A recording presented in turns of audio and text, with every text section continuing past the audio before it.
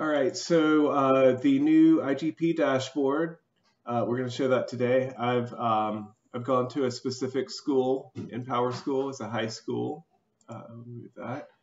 And then to get to these reports, you can either start with a stored search here, or else just filter your students. I'm going to filter just the 12th graders right now.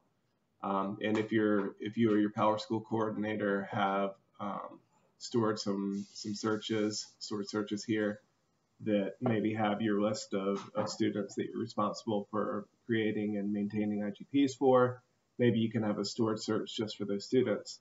But anyway that you get to it, you're going to go down under Level Data Apps here, and then there's a link for real-time reports. We click that, and there's a lot of different reports here that may or may not be useful to you. I'd maybe look through it and see what works, but there's a new one called IGP Analysis here, and that's the one that we're going to look at now.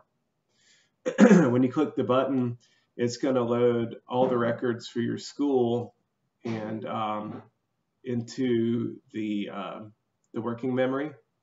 And then we're able to use that current selection or the stored search selection to filter down the school to just the students that we want to see. And then to filter to that current selection of students, I'm going to toggle this button right here on, and you'll see that the circle graphs went down a little bit, or the donut graphs. There's some different filtering options on this report. For instance, if we wanted to see the students who had not locked IGPs, we would go down to this locked filter here and click the no button. And so here we found 3 students with non-locked IGPs.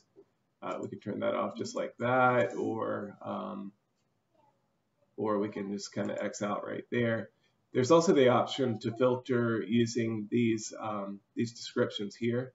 So let's see, here's not primary and locked IGP students.